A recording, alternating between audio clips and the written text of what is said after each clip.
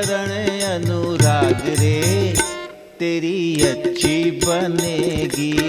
संतन के संग लाग रे, तेरी अच्छी बनेगी।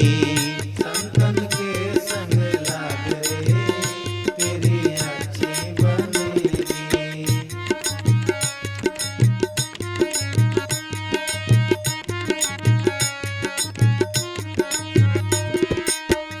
कागा से हमें हंस करेंगे, कागा से हमें हंस करेंगे, कागा से हमें हंस करेंगे।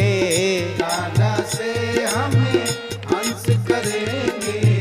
मिट जाएंगे सब दाग रे, कहना है कि सभी दाग मिट जाएंगे संतों की संगति आने से। जो मन का दाग, बदन पे दाग लग जाए तो कोई नहीं चलता, चलता है, सब चलता है, लेकिन मन में लगा हुआ दाग या आपके जीवन के दुर्गुणों की ओर ले जाता है। तो संत का कहना है, कवि का कहना है, मिट जाएंगे सब दाग रे, तेरी अच्छी बनेगी। संतन के संग लाग रे, तेरी अच्छी बनेगी। संतन के संग लाग रे, तेरी अच्छी बनेगी।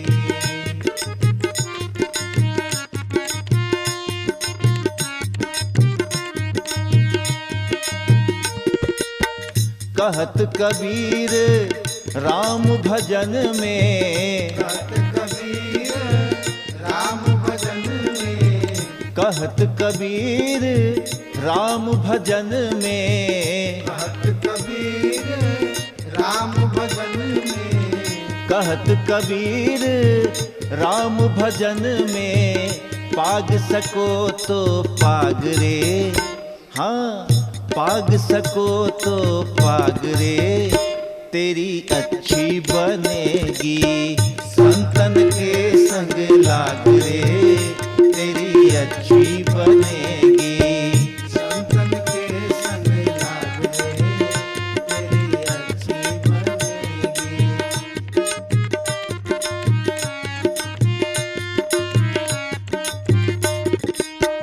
मोह निशा में कब से सोया, मोह निशा में कब से सोया, मोह निशा में कब से सोया। निशा में कब से सोया। जाग सको तो जाग रे, हाँ जाग सको तो जाग रे, तेरी अच्छी बनेगी। संतन के संग लाग रे, तेरी अच्छी बनेगी। संतन के संग लाग रे, तेरी अच्छी बनेगी। अच्छी बनेगी तेरी बढ़िया बनेगी, अच्छी बनेगी तेरी बढ़िया बनेगी। अच्छी बनेगी तेरी बढ़िया बनेगी। अच्छी बनेगी तेरी बढ़िया बनेगी। खुल जाएंगे तेरे भाग रे, हाँ खुल जाएंगे तेरे भाग रे, तेरी अच्छी बनेगी। संतन के संग लाग रे, तेरी अच्छी बनेगी। संतन के संग लाग रे, तेरी अच्छी बनेगी। संतन के संग लाग रे, तेरी अच्छी बनेगी। संतन के संग लाग रे, तेरी अच्छी बनेगी।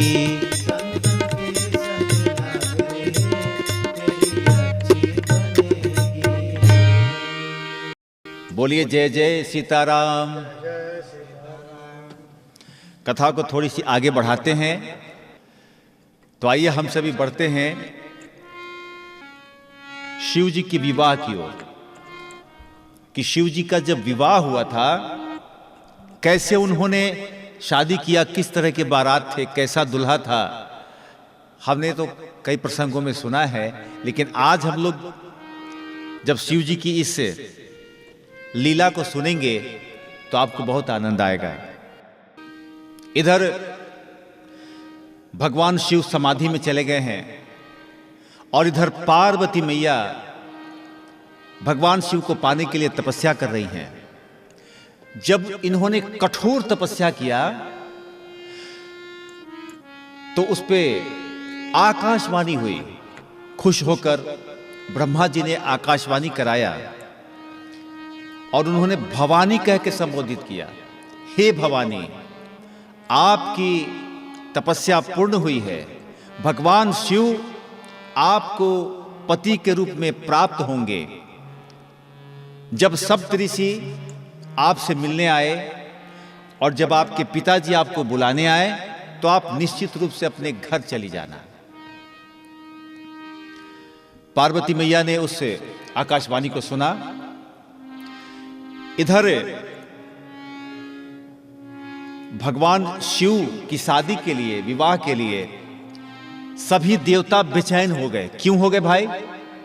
देवतागण भी अपनी भलाई के लिए वो चाह रहे हैं कि भगवान शिव का विवाह हो जाए। क्यों चाह रहे हैं? तो भगवान शिव समाधि में गए। इधर एक दैत्य था तारकासुर। इस तारकासुर का इतना आतंक बढ़ गया, इतना आतंक बढ़ गया कि देवता उससे परेशान रहने लगे। कोई भी देवता उसे पराजित नहीं कर सकते थे। उसे वरदान प्राप्त था। उसने तपस्या करके ब्रह्मा जी से वरदान लिया था कि हमें कोई मार नहीं सकता है। कोई ब्रह्म है, कोई देव, ब्रह्मा विष्णु महेश में से मुझे कोई नहीं मार सकता। लेकिन ब्रह्मा जी ने कहा कि मरना तो निश्चित है, आपको तो जाना ही पड़ेगा। तो तारकासुर ने एक चालाकी किया। उसने कहा कि जब मरना ही है तो मैं शिव जी के पुत्र के हाथ से मरूंगा, क्योंकि वो जानता था कि भगवान शिव की पत्नी सती तो नहीं है, वो तो चली गई। अब तो भगवान शिव की कोई पत्नी भी नहीं है, और भगवान शिव की जब पत्नी नहीं है तो उनको पुत्र कहां से प्राप्ति होगा। और इस तरह मैं देवताओं को सताता रहूंगा, मैं इंद्रासन पे राज करता रहूंगा। और इधर देवता उससे त्राही त्राही थे, सब परेशान। सोचे कि भाई अगर हम लोग शिव जी का विवाह नहीं कराते हैं तब तक तो इंद्रासन हमारे हाथ आने वाली है नहीं। देवताओं के राजा इंद्र इधर उधर भटक रहे हैं, क्योंकि तारकासुर ने इंद्रासन पे अपना कब्जा आधिपत्य जमा लिया है। देवताओं की मीटिंग हुई कि भाई इनका विवाह कैसे कराया जाए, तारकासुर का अंत कैसे किया जाए। इधर पार्वती मैया भी वरदान पा चुकी थी तपस्या करके। तो उन लोगों ने एक सभा बुलाई। सभा में देवताओं ने रखा कि शंकर भगवान तो ध्यान में हैं और उनको जगाने की हिम्मत कौन करेगा। हाथ उठाइए, जितने देवता हैं, कोई एक है जो अपना हाथ उठाइए कि मैं जगा दूंगा उन्हें। विष्णु भगवान बोले कि यह काम हमसे नहीं होगा। इंद्र भगवान बोले कि हम भी नहीं कर सकते हैं। उनके क्रोध के आगे अगर वो क्रोधित हो गए तो हमारा तो कल्याण हो जाएगा। जब कोई तैयार नहीं हुए तो सभी देवताओं ने मिलकर कामदेव को आमंत्रित किया कि ये काम सिर्फ कामदेव ही कर सकते हैं। कामदेव को बुलाया गया और कहा गया कि ये पूरी देवताओं के हित की बात है। कामदेव जी, आपको ये काम करना है, आपको भगवान शिव का ध्यान भंग करना है, क्योंकि उनके लिए कन्या देखी जा चुकी है। पार्वती मैया राजा हिमांचल की पुत्री बिल्कुल तैयार हैं। अब देर किस बात का है? तो भगवान शिव का जब तक ध्यान नहीं टूटता है तब तक हम लोग विवाह नहीं करा सकते, और जब तक विवाह नहीं कराएंगे तब तक उनको किसी प्रकार का पुत्र की प्राप्ति नहीं होगी, और जब उनका पुत्र नहीं होगा तो तारकासुर भी मारा नहीं जाएगा और उसका इसी तरह से आतंक चलता रहेगा। कामदेव ने कहा कि ठीक है, मैं ये काम करूंगा।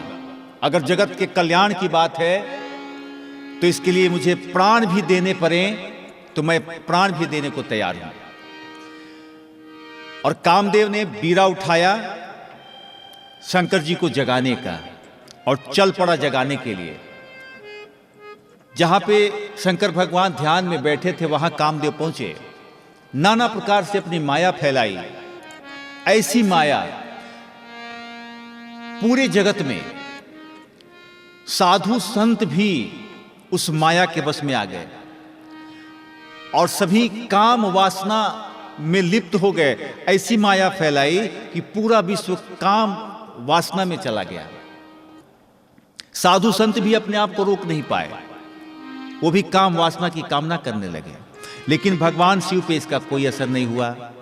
वो बिल्कुल ध्यान में बैठे हैं, तरह तरह की हवाएं चल रही हैं, पुष्प खिले हुए हैं, परियों को बुलाए, परियां नृत्य कर रही हैं, गा रही हैं, फिर भी भगवान शिव का ध्यान नहीं टूट रहा है। तो एक पेड़ की आड़ में छिपकर, पत्तों की आड़ में छिपकर जब परेशान हो गए, कामदेव उनका ध्यान नहीं टूटा, तो 5 प्रकार के बाण इन्होंने अपने धनुष पर अनुसंधान किया और भगवान शिव की तरफ चलाया। और जब 5 बाण जाके लगा तो उनका ध्यान टूटा और तीसरा नेत्र खुला। क्रोध में भगवान शिव अति क्रोध में हैं और वो खोज रहे हैं कि भाई ये बाण चलाया किसने। तो इधर उधर देखते देखते सामने दिख गया कि पत्तों की आड़ में वो कामदेव छुपा हुआ है। तीसरा नेत्र जैसे ही खुला, कामदेव जलकर भस्म हो गए। कामदेव जलकर भस्म हो गए। अब ये सूचना जब रति के पास पहुंची तो कामदेव की पत्नी रति विलाप करते हुए आई, प्रभु अब मेरा क्या होगा, मेरे लिए आपने क्या सोच रखा है।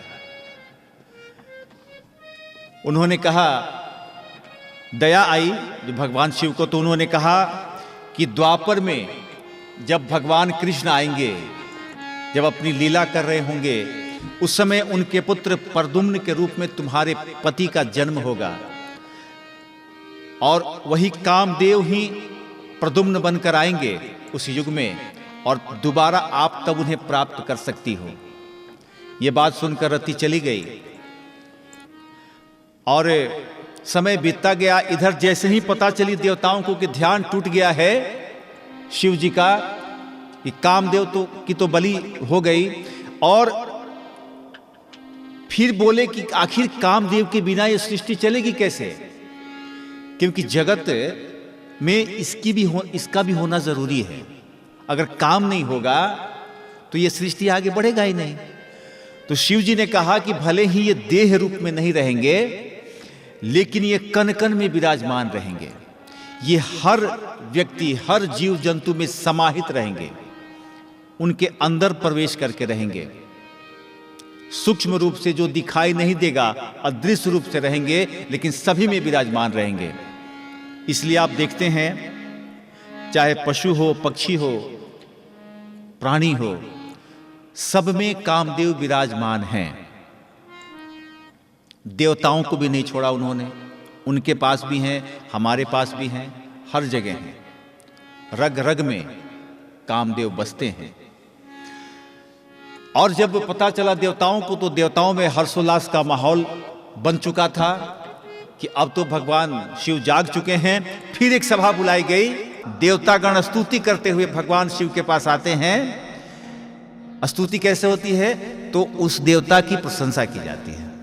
हम लोग कोई भी स्तुति करते हैं, किसी भी भगवान को मनाते हैं, उनकी प्रशंसा करते हैं। तो सभी देवता मिलकर भगवान शिव की स्तुति करने लगे कि जटा जूट परवाल हरे, गंगा के लहरवा हो राम जहरवा पियलना, सोहे चंद्रमा लीलरवा हो राम जहरवा पियलना, सोहे चंद्रमा लीलरवा हो राम जहरवा पियलना।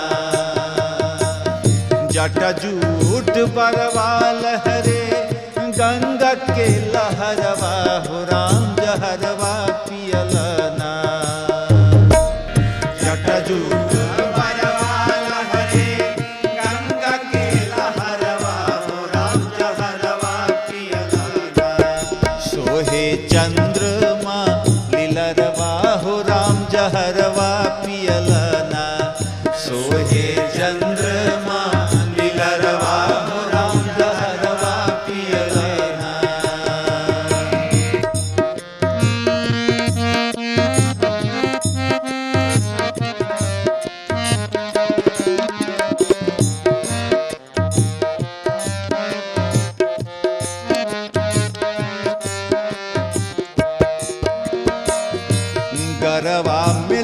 के आज गरवा विषधरवा हो राम जहरवा पियलना। गरवा में लटके आज गरवा विषधरवा हो राम जहरवा पियलना। गरवा में लटके आज गरवा विषधरवा हो राम जहरवा पियलना। लिहला मूरिए के हरवा हो राम जहरवा पियलना। लिहला मूरिए के हरवा हो राम जहरवा पियलना।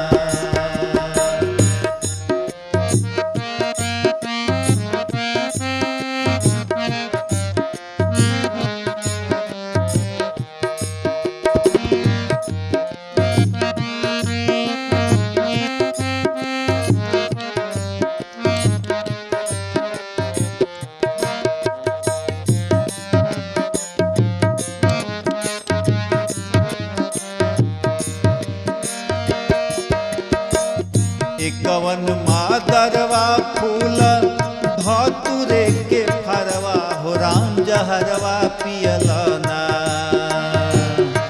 कवन मादरवा फूल धतुरे के फरवा हो राम जहरवा पियलना। कवन मादरवा फूल धतुरे के फरवा हो राम जहरवा पियलना। हो राम जहरवा पियलना। लहरी भावे बेलपतरवा हो राम जहरवा पियलना। लहरी भावे बेलपतरवा हो राम जहरवा पियलना। लहरी भावे बेलपतरवा हो राम जहरवा पियलना।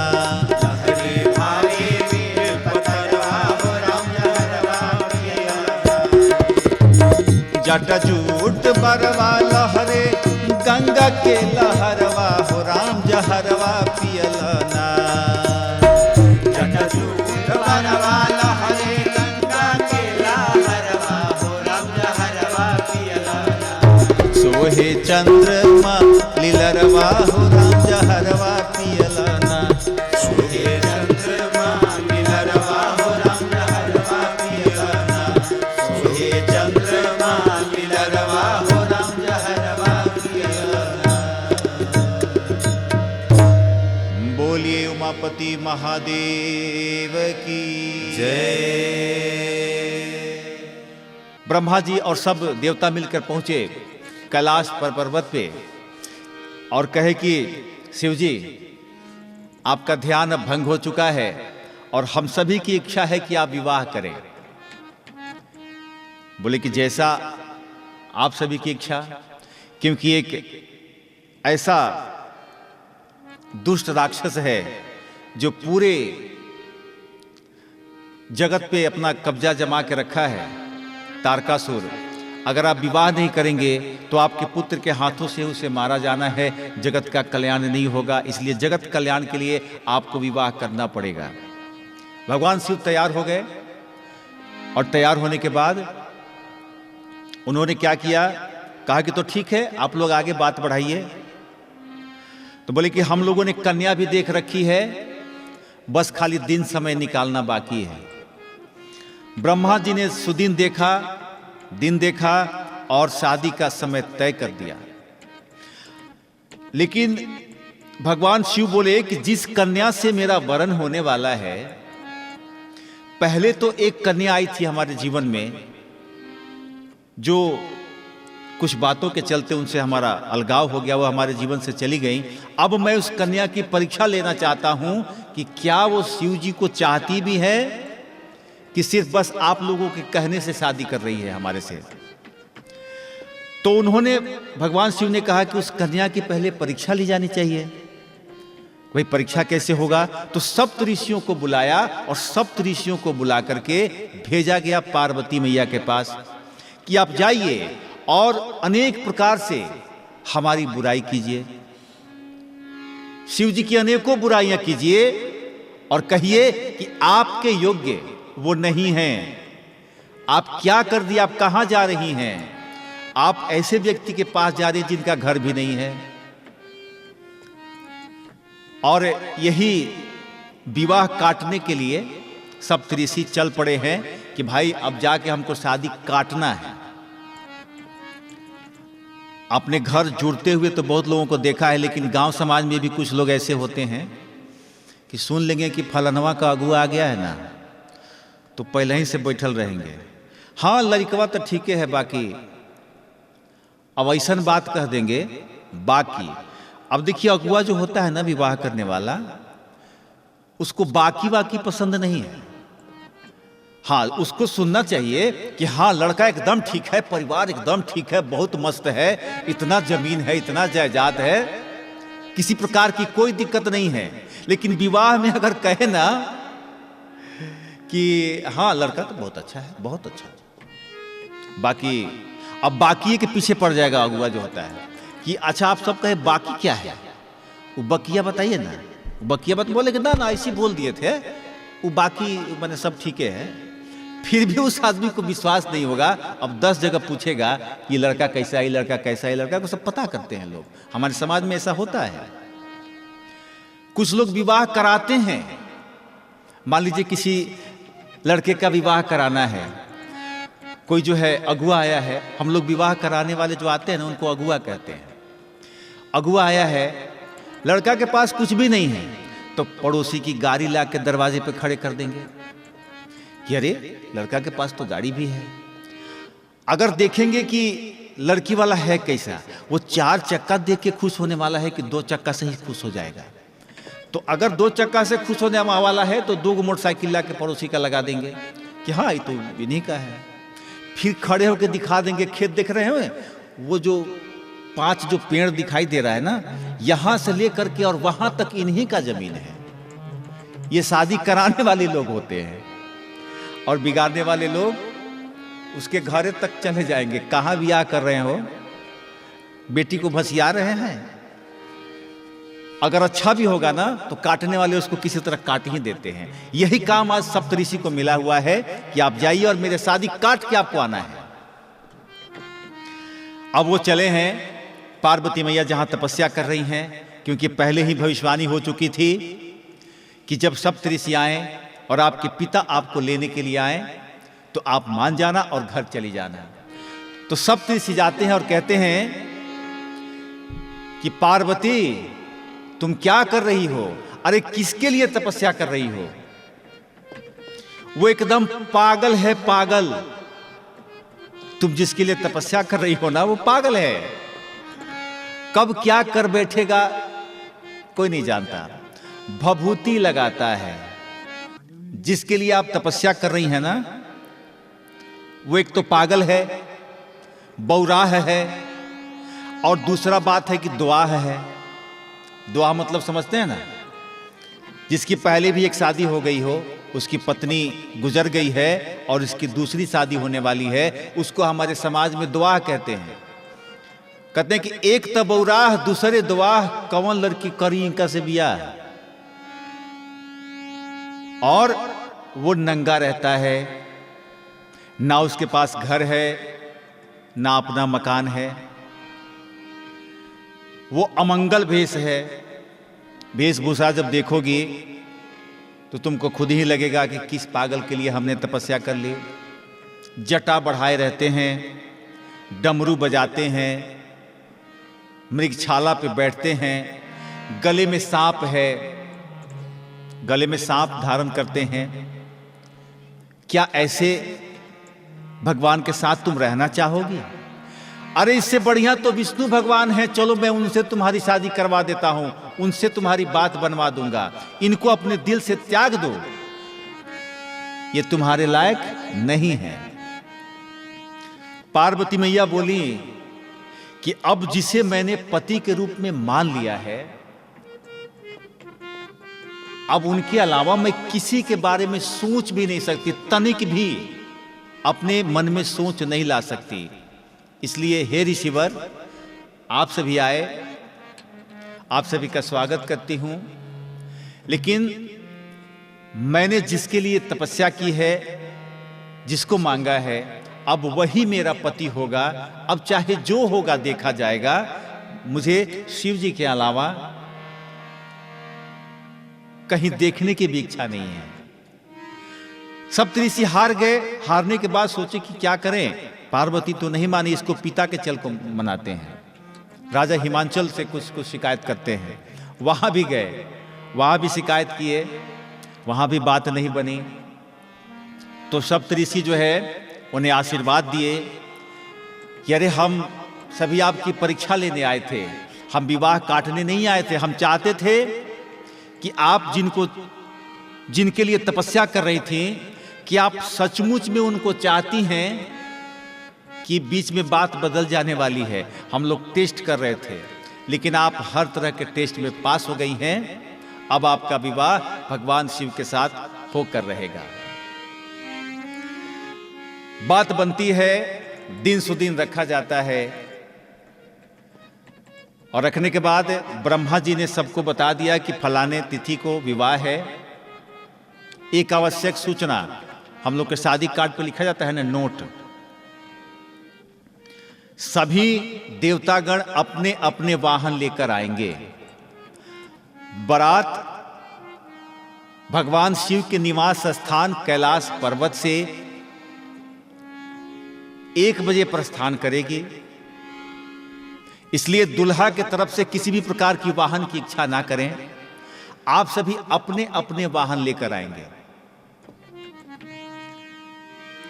अब क्या हुआ, बारात का दिन आ गया है।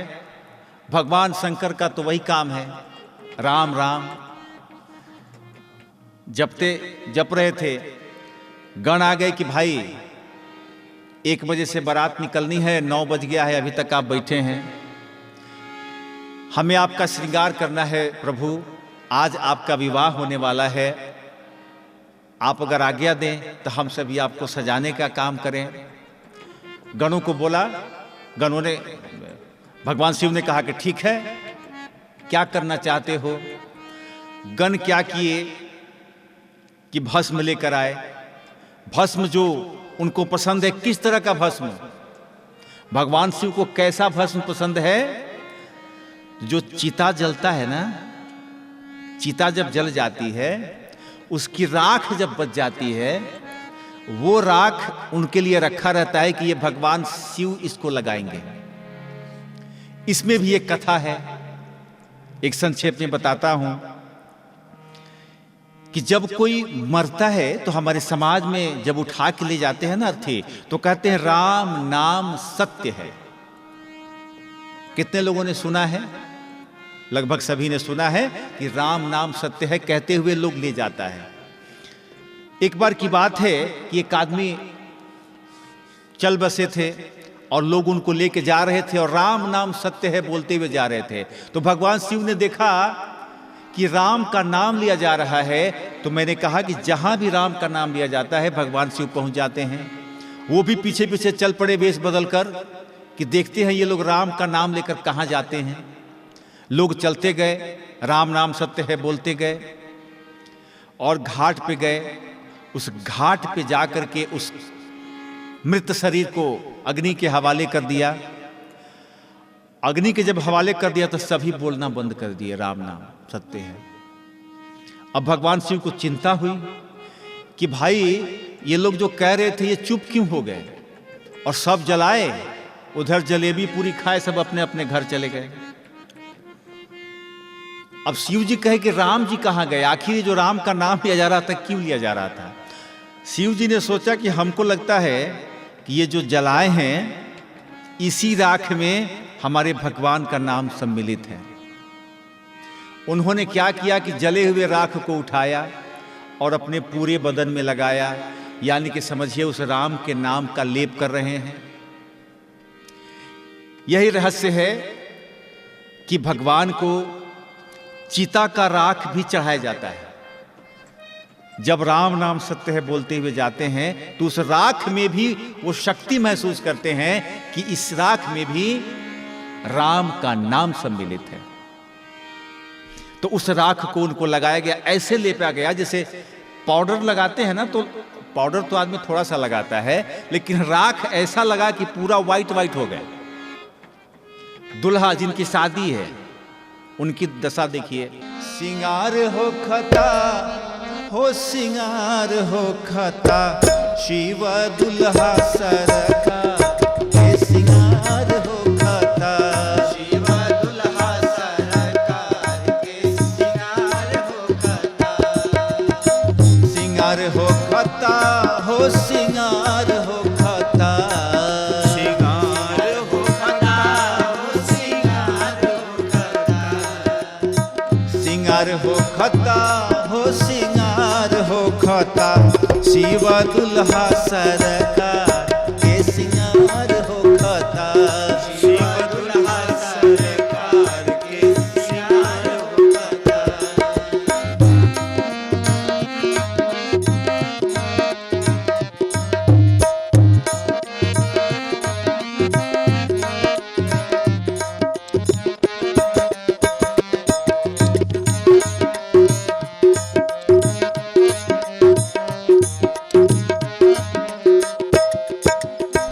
भोला जी के गाना मिली करे तैयार हो। भोला जी के गाना मिली करे तैयार हो। जाटा के मुकुट औरी भौरी सवार हो। जाटा के मुकुट औरी भौरी सवार हो। भोला जी के गान मिली करे तैयार हो। जाटा के मुकुट औरी भौरी सवार हो। गोरा देह पर लेपना भभूति छार हो खता। गोरा देह पर लेपना भभूति छार हो खता। शिव दुल्हा सरकार के सिंगार हो खता। शिव दुल्हा सरकार के सिंगार हो खता। शिव दुल्हा सरकार के सिंगार हो खता। शिव दुल्हा सरकार के सिंगार हो खता।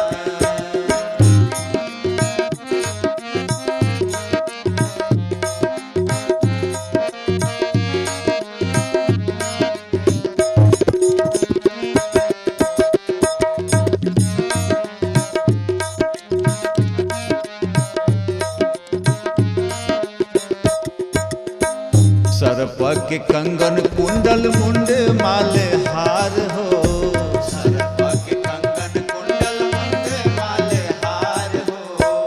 गंगा जी धार माथे चंद्रमा लीलार हो। गंगा जी धार माथे चंद्रमा लीलार हो। सर्प के कंगन कुंडल मुंड माल हार हो। गंगा जी धार माथे चंद्रमा लीलार हो। इंतजार बर के हिमाचल के द्वार हो खता। इंतजार बर के हिमाचल के द्वार हो खता। इंतजार बर के हिमाचल के द्वार हो खता। इंतजार बर के हिमाचल के द्वार हो खता। शिव दुल्हा सरकार के सिंगार हो खता। शिव दुल्हा सरकार के सिंगार हो खता। शिव दुल्हा सरकार के सिंगार हो खता। शिव दुल्हा सरकार के सिंगार हो खता।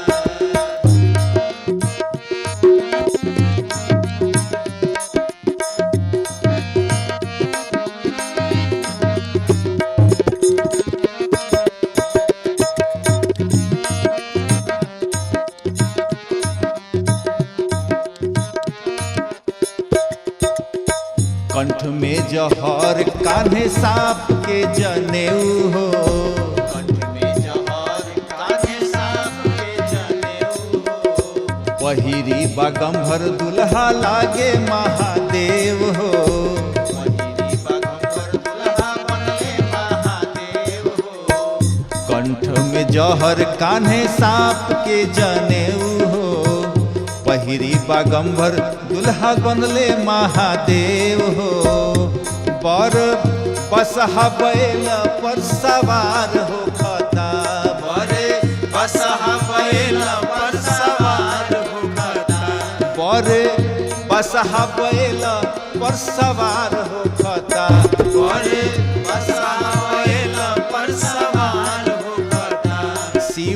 दुल्हा सरकार के सिंगार होखता।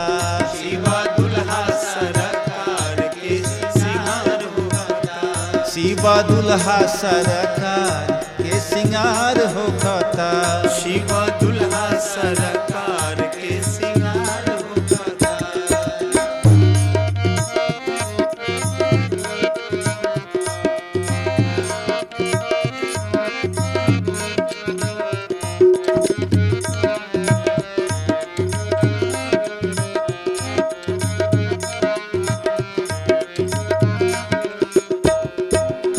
कर में त्रिशूल डमरू बाजे लागल बाजा। कर में त्रिशूल डमरू बाजे लागल बाजा। गौरा बियाहे चलले भूतावन के राजा। गौरा बियाहे चलले भूतावन के राजा।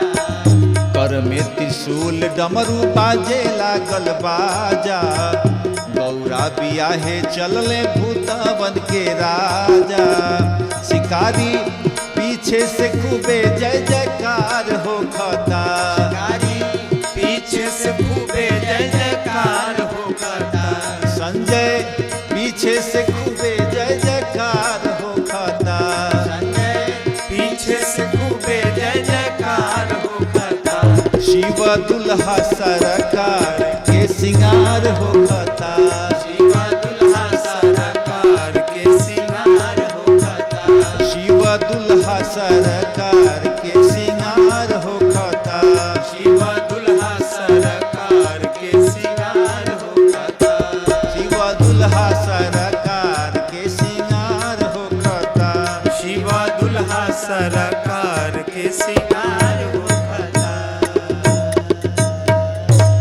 बोलिए देवों के देव महादेव की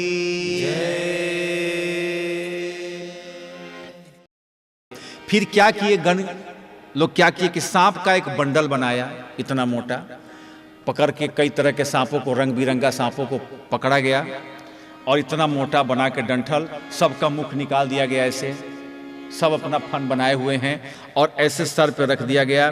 अब समझिए कि वो जो लड़ी जो लटक रही है ना, सांप जो लटक रहे हैं, वो दुल्हा का सेहरा है। अब समझिए कैसा दिख रहा होगा। फिर जब दुल्हा तैयार हुए थोड़ा और, तो एक कान में एक पतला सांप लटका दिया गया, उसके नीचे एक बिच्छू लटका दिया गया, वो कुंडल हो गया। दूसरे कान में दूसरा सांप, एक बाजूबंद एक सांप का, वो सब का नाम है अलग अलग। दो भाइयों को यहाँ डाला गया, दो भाइयों को यहाँ डाला गया और सबका कलर है, इधर गोल्डन कलर का सांप है, कलर कॉम्बिनेशन के साथ बनाया गया था। और जब भगवान शिव खड़े हुए तो बिल्कुल कोई वस्त्र नहीं था उनके बदन पर। तो गण लोग फिर विनती किए कि प्रभु आज आपका विवाह है, ऐसे तो आप रोज रहते ही हैं, आप ऐसा करें कि आज आप अपने कमर में कुछ धारण कर लें प्रभु। तो बोले कि पहनाओ, क्या पहना सकते हो? तो प्रभु आप जिसे बाघ के छाल पर बैठकर ध्यान लगाते हैं ना, उसी को धारण कर लीजिए। उन्होंने कहा कि ठीक है ले आओ। कमर में बांधा गया और एक सांप, पतला सा सांप जो इधर वो भी बारात में जाने के लिए आया था, उसको पकड़ के उस कमर को बांध कर रखने की ड्यूटी दी गई कि जब तक विवाह संपन्न नहीं हो जाता है, जब तक भगवान शिव कैलाश पर्वत पे नहीं आ जाते हैं, तब तक तुम इस बाघ छल्ला को कमर में कस के बांधे रखना, यह आदेश है। सांप बोला यस सर, यस सर। जो बोलता था बोला यस सर मैं करूँगा। कैसे इम्प्लाई बोलते हैं? तो भगवान शिव के इम्प्लाई सब थे, गण थे, दूत थे। और वो बारात चली, सभी देवता अपना अपना स्नो पाउडर लगा के एकदम तैयार हैं। लेकिन पहले ही सूचना दी गई थी कि लोग अपने अपने वाहन से आएंगे और सब परिवार आएंगे।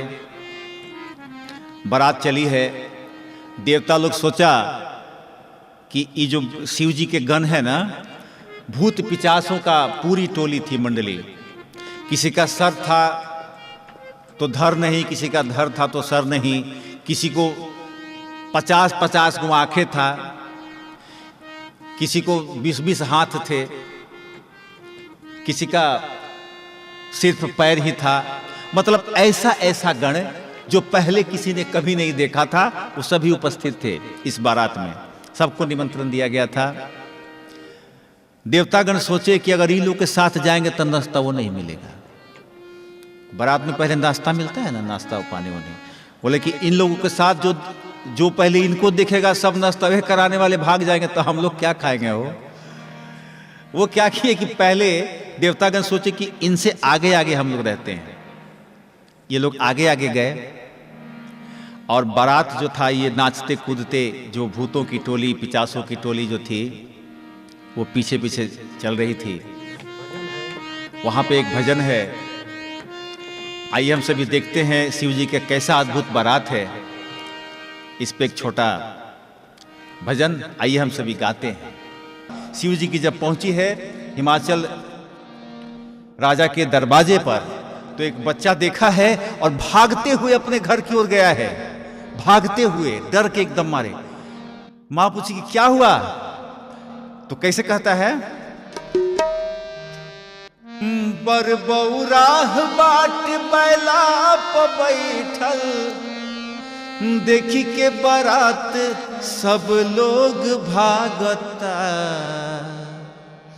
माई रे बताई का केवारी बंद कर, हमरा डर लागता, हमरा डर लागता, हमरा डर लागता, हमरा डर लागता। बरबौराह बाट बैला प बैठल, बरबौराह बाट बैला प बैठल, बरबौराह बाट बैला प बैठल, बरबौराह बाट बैला प बैठल, देखी के बारात सब लोग भागवता, माई रे बताई का के मारी बंद कर, हमरा डर लागता, हमरा डर लागता, हमरा डर लागता, हमरा डर लागता। माई रे बताई का के मारी बंद कर, हमरा डर लागता, हमरा डर लागता।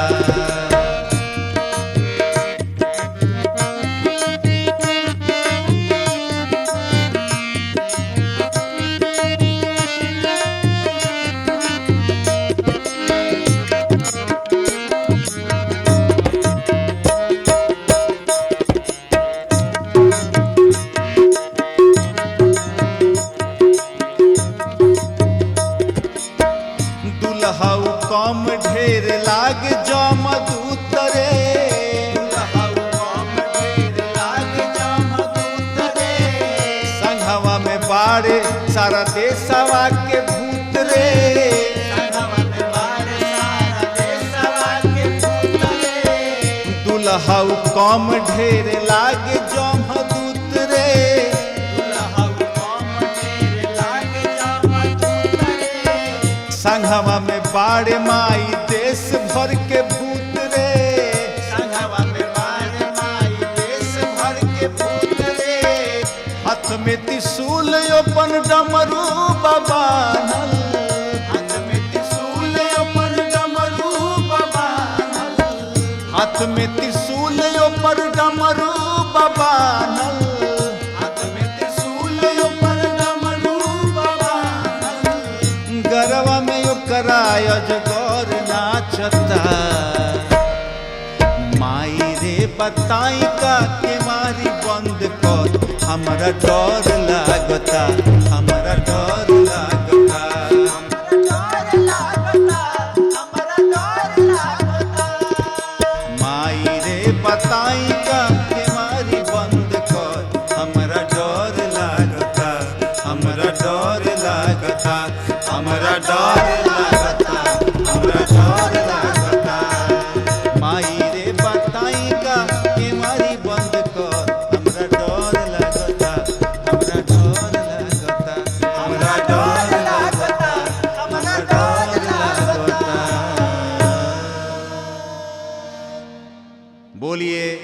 दुल्हा सरकार की जय। देखिए, जब शिव जी की बारात पहुंचने वाली है, जब राजा हिमाचल के दरवाजे पर, तो गांव के बच्चे आते हैं बारात देखने के लिए। तो एक बच्चा आया हुआ है बारात देखने, और जैसे ही बारात देखा, भूतों की टोली, किसी के सर ही नहीं है, किसी के बहुत सर हैं, किसी का हाथ नहीं है, किसी का हाथ ही हाथ है, किसी का पैर नहीं। मतलब अद्भुत बारात, जो पहले किसी ने कभी नहीं देखा। ऐसी बारात कि बर बौरा देखनी, बर बौरा देखनी, गौरा के बरवा डरवा लागे माई रे। बर बौरा देखनी, बर बौरा देखनी, गौरा के बरवा डरवा लागे माई रे। राजा हिमाचल के पहले दुआरवा डरवा लागे माई रे। राजा हिमाचल के पहले दुआरवा डरवा लागे माई रे। राजा हिमाचल के पहले दुआरवा डरवा लागे माई रे।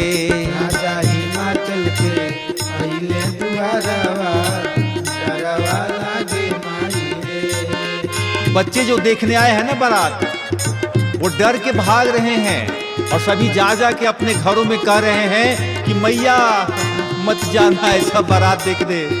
हमने आज तक अपने जीवन में ऐसा बारात नहीं देखा था। इतना डरावना बारात है कि जो एक बार देख ले रात में नींद नहीं आएगा। क्यों कहा बच्चे ने?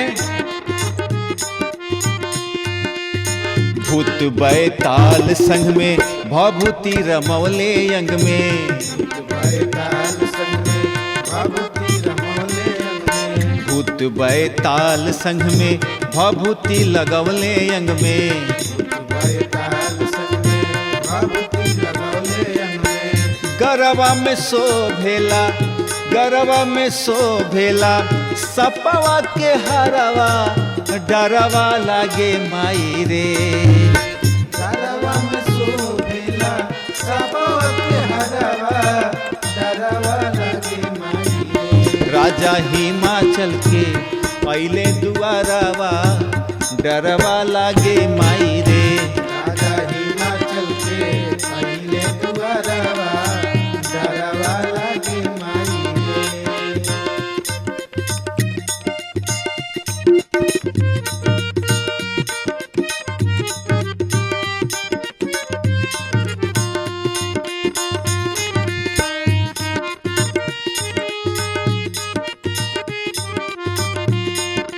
दर्शन कीजिएगा कैसी बारात है, बारात का संरचना कैसा है। ये एक बच्चा अपने मुख से बता रहा है। हाडा बेढ़नी बिछुआ के जुटल बा जमात हो। हाड़ा बिरनी बिछुआ के जुटल बा जमात हो। हाडा बिढ़नी बिछुआ के जुटल बा जमात हो। हाड़ा बिरनी बिछुआ के जुटल बा जमात हो। लगे केहू सटत नइखे सभे बाटे रात हो। लगे केहू सटत नइखे सभे बाटे रात हो। लगे केहू सटत नइखे सभे बाटे रात हो। लगे केहू सटत नइखे सभे बाटे रात हो। दुल्हा के देखे खाती, दुल्हा के देखे खाती, जुटल बा जवारवा डरवा लागे माई रे। दुल्हा के देखे खाती जुटल बा जवारवा डरवा लागे माई रे। राजा हिमाचल के पहले दुआरवा डरवा लागे माई रे। राजा हिमाचल के पहले दुआरवा डरवा लागे माई रे। बर बौरा देखनी, बर बौरा देखनी, गौरा के बरवा डरवा लागे माई रे। राजा हिमाचल के पहले दुआरवा डरवा लागे माई रे। राजा हिमाचल के पहले दुआरवा डरवा लागे माई रे। राजा हिमाचल के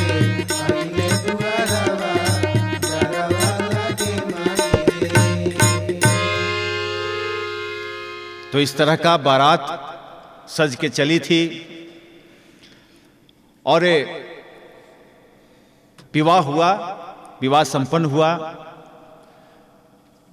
भवानी और भगवान शिव एक हुए,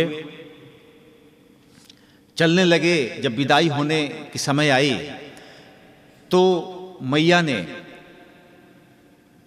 जो पार्वती जी की माँ थी, उन्होंने बहुविधि समझाया कि ससुराल में कैसे रहना चाहिए। ऐसे तो हर माता पिता अपने बेटी को समझाते हैं। जब ससुराल विदा होती है तो बहुत तरह की नाना प्रकार की समझाते हैं कि लोगों का किस तरह से आदर करना है, किस तरह से आपको ससुराल का धर्म निभाना है। ये हर माता पिता अपने बच्चों को शिक्षा देते हैं। बहुविधि शंभु सासु समुझाई, गवनी भवन चरण सिरुनाई। शंभु ने अपनी सासू माँ को बहुत विधि से समझाया कि मैया आप चिंता न करें, मैंने आपकी बेटी का वरण किया है और मैं बहुत अच्छा से रखूंगा, आप बिल्कुल निश्चिंत रहें। जननी उमा बोली तब लीन्ही, लय उछंग सुंदर सिख दीन्ही।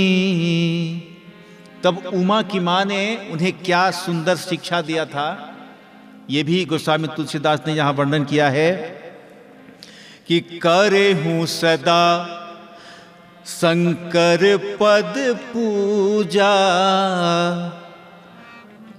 नारी धर्म पति देव न दूजा।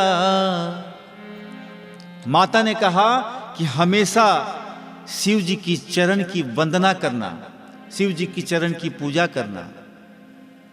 शिव जी की चरण की पूजा करने का क्या मतलब है कि पति की बातों का अवज्ञा न करना। अब मान लीजिए विवाह हो के आए किसी कन्या का और वो पति का पैरों का पूरा धूप दीप अगरबत्ती माला रोड़ी चंदन सब चढ़ाए, अब कोई बतवे न माने हो तो क्या फायदा ऐसन पत्नी से। तो मैया समझाती हैं कि करेहूं सदा शंकर पद पूजा, नारी धर्म पति देव न दूजा। नारी के लिए उसका पति के बराबर कोई दूसरा देवता नहीं है। इसलिए नारी का धर्म है कि अपने पति को ही देवता समझे और हमेशा उनके चरणों की पूजा करे। वचन कहत भर लोचन बारी, बहुरी लाई उर्लीन्ही कुमारी। और कह रही है मैया, और लोचन उनकी आंखों से आंसुओं की धारा बह रही है, अपनी पुत्री के गले लगाती हैं। जिस तरह से विदाई का दृश्य आप सभी देखते हैं कि कितना भी कठोर पिता क्यों न हो, कितना भी कठोर आदमी क्यों न हो, जब विदाई की घड़ी आती है ना तो सभी के आंखों से एक बार आंसू छलक ही जाता है। चाहे जो दूर से भी खड़ा होकर उस विदाई का दृश्य को देख रहा हो ना, वो दूर खड़ा आदमी, बैठा हुआ आदमी भी, उसकी भी आंखें नम हो जाती हैं। ऐसा वो पल होता है, ऐसा वो क्षण होता है। और मैया पार्वती और भगवान शिव कैलाश पर्वत पे आए हैं। करहि विविध विधि भोग बिलासा, गणन समेत बसहि कैलासा। हर गिरिजा बिहार नित नयऊ, एहि विधि विपुल काल चली गयऊ। बहुत विधि से मैया के साथ आनंद कर रहे हैं। भगवान भोलेनाथ अपने गणों के साथ कैलाश पर्वत पर निवास कर रहे हैं और इस विधि से एक काल बीत जाता है और कुछ दिन के बाद एक पुत्र जन्म लेते हैं जिनका नाम है कार्तिकेय। हमारे समाज में जो महिलाएं होती है ना, 1 महीना तक कार्तिक नहाती हैं और उन्हीं के नाम पर वो महीना है, कार्तिक भगवान के नाम पर।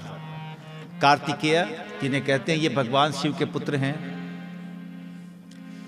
और तुलसी मैया की पूजा भी करती हैं। तुलसी मैया कौन थी? तुलसी मैया एक सती नारी थी, पतिव्रता नारी थी, जिनके पति को छल से भगवान विष्णु ने मार डाला, वध किया। और वही तुलसी की पूजा की जाती है। वही कार्तिक का महीना तुलसी की पूजा, भगवान नारायण से तुलसी का विवाह भी कराया जाता है। इसकी भी एक कथा है, वो हम आगे चल के ये भी आपको प्रसंग आपके बीच रखेंगे। और इस प्रकार से कार्तिकेय बड़े हुए और उस तारकासुर के साथ युद्ध होता है, लड़ाई होती है और तारकासुर का वध करते हैं कार्तिकेय भगवान। बोलिए कार्तिकेय भगवान की, बोलिए शंकर भगवान की। हर हर। वाह, आज बहुत आनंद आया। हम सभी ने भगवान शिव की विवाह लीला को देखा, समझा, गाया। अब जो सभा में, जो कथा में आए हैं, उनको तो आनंद आ रहा होगा, लेकिन कुछ लोग का कहना है कि समय नहीं मिलता है। कथवा ऐसा टाइम पे है ना कि समय नहीं मिलता है। देखिए, भोजन करने के लिए समय तो मिल ही जाता होगा ना, कितने भी बिजी होंगे, ये तो हो जाता है ना। ये शरीर को पोषण के लिए तो पता है। मोबाइल के बैटरी को कब चार्ज करना है, इसके लिए आपको समय मिल जाता होगा, लेकिन भजन में आने के लिए आपके पास समय नहीं है। मैं जब जा रहा था ना, रास्ते में जब आ रहा था इस कथा के लिए, तो मैंने देखा कि एक मोटरसाइकिल पे पति मोटरसाइकिल चला रहा है, पत्नी पीछे बैठी हुई है। समय का अभाव है दोनों के बीच में। पत्नी क्या कर रही है कि एक टिफिन रखी है, टिफिन में पराठे हैं, और पराठे को निकाल रही है, उसमें कुछ मिला रही है, सब्जी हो, भुजिया हो, कुछ भी मिला रही है, और आगे पति के मुंह में खिला रही है। पति गाड़ी चला रहे हैं और खाना खा रहे हैं। देखिए समय कैसे निकलता है। निश्चित रूप से दोनों कामकाजी होंगे, दोनों को ही कहीं ना कहीं ड्यूटी करनी होगी, क्योंकि खाना भी है, ड्यूटी भी करनी है। इसलिए वो अपने धर्म को किस तरह से निभा रहे हैं, एक उदाहरण है। मैंने इसलिए बताया, इस प्रसंग को बताया कि देखिए समय तो किसी तरह निकल ही जाता है। आदमी चाहे तो भोजन के लिए निकल सकता है, तो भजन के लिए भी निकल सकता है। स्वामी विवेकानंद जी के शिष्य ने एक बार उनसे पूछा कि महाराज जी ये बताइए कि 1000 वर्षों तक कैसे जिंदा रहा जा सकता है। मैं चाहता हूं कि मरूं ही नहीं, 1000 वर्ष तक हमारा जीवन हो। विवेकानंद जी मुस्कुराए और कहे कि 1000 वर्ष आप चाहोगे तो 5000 वर्ष तक जीवित रह सकते हो। बोले कि वो कैसे, उसकी युक्ति बता दीजिए, जुगाड़ बता दीजिए। मैं इस धरती को छोड़कर जाना नहीं चाहता, ये बहुत प्यारी है, बहुत आनंद है यहाँ प्रभु। तो उन्होंने कहा कि देखो जीवन जो मिला है ना, 1000 वर्षों तक लोग याद रखेंगे, 5000 वर्षों तक याद रखेंगे, लेकिन कुछ कर के जाना होगा तब। ऐसे जो तन लेकर आए हो ना, और वो तन लेकर ऐसे ही चले जाओगे, कोई याद करने वाला नहीं है। उम्र तो निश्चित है कि इतना दिन विधाता ने जो लिखा है उतने ही दिन तक रहना है। ये सांसें गिन की मिली है, ऊपर से एक भी सांस ज्यादा नहीं लेना है आपको।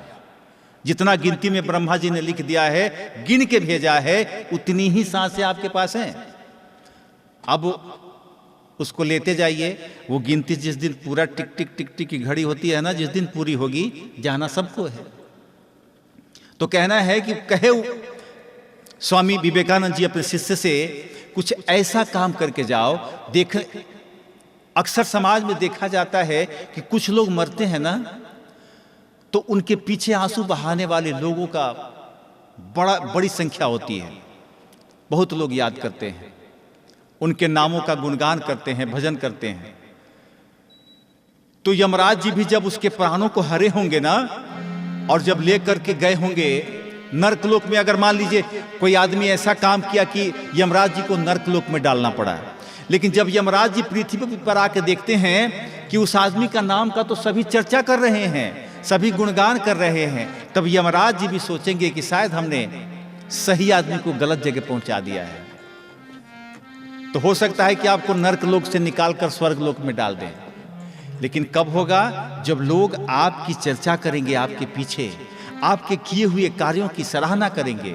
लोग आपको जितने दिन तक याद करेंगे ना, समझिए कि आपका जीवन उतना दिन तक इस धरती पर है।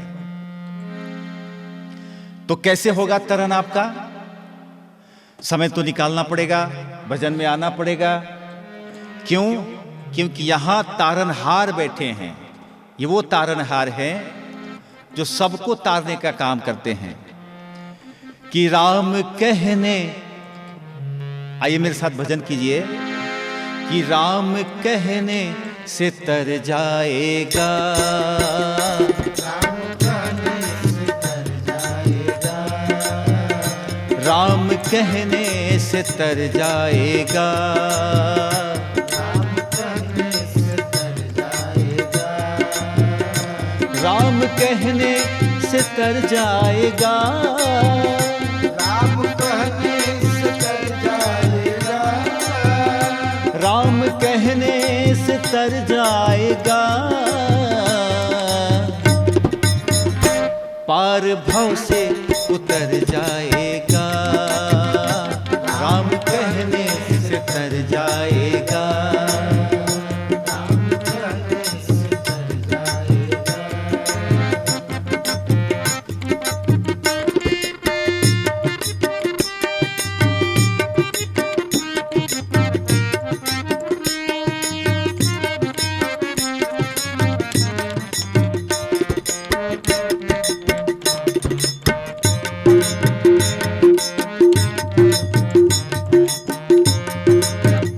सब कहेंगे कहानी तेरी, सब कहेंगे कहानी तेरी, सब कहेंगे कहानी तेरी, सब कहेंगे कहानी तेरी, सब कहेंगे कहानी तेरी, सब कहेंगे कहानी तेरी। काम ऐसा तू कर जाएगा,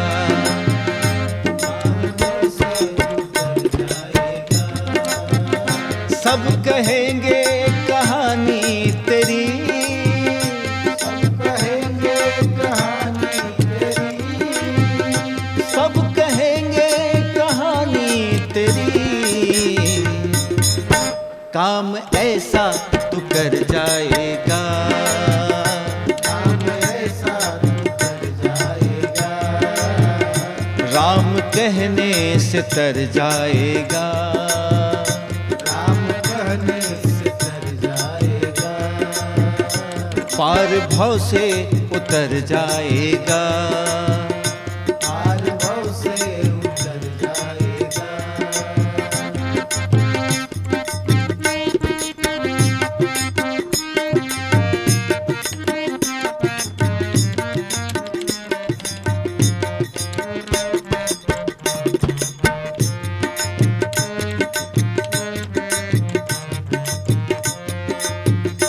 बड़ी मुश्किल से नर्तन मिला, बड़ी मुश्किल से नर्तन मिला, बड़ी मुश्किल से नर्तन मिला, बड़ी मुश्किल से नर्तन मिला, बड़ी मुश्किल से नर्तन मिला, बड़ी मुश्किल से नर्तन मिला।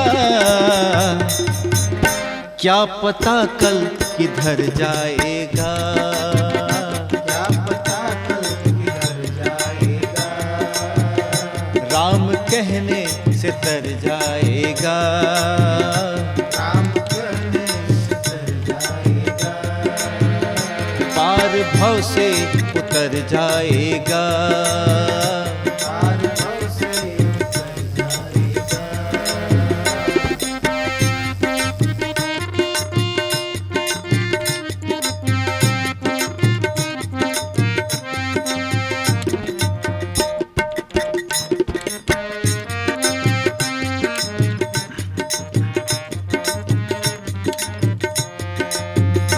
इसके आगे तू झोली फैला, इसके आगे तू झोली फैला, इसके आगे तू झोली फैला, इसके आगे तू झोली फैला, तेरा झोली भी भर जाएगा, तेरा झोली भी भर जाएगा, राम कहने से तर जाएगा, राम कहने से तर जाएगा, पार भव से उतर जाएगा, पार भव से उतर जाएगा। एक और है।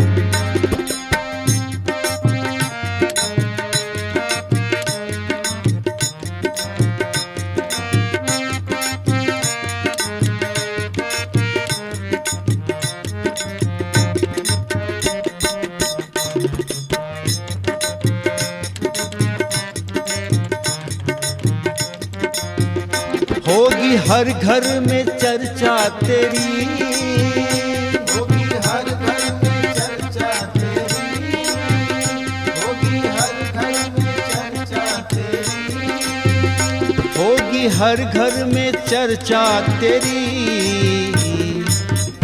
जिस गली से गुजर जाएगा, जिस गली से गुजर जाएगा, राम कहने से तर जाएगा,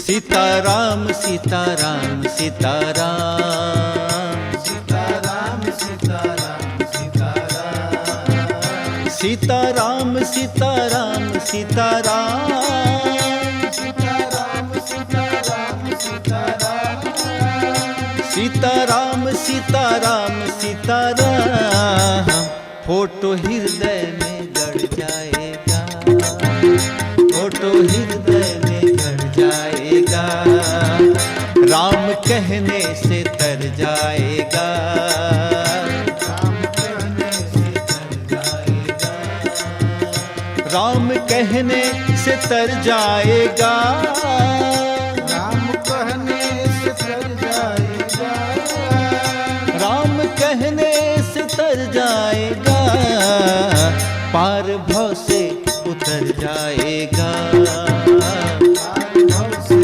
उतर जाएगा, राम कहने से तर जाएगा, राम कहने से तर जाएगा, राम कहने से तर जाएगा। राम कहने से तर जाएगा।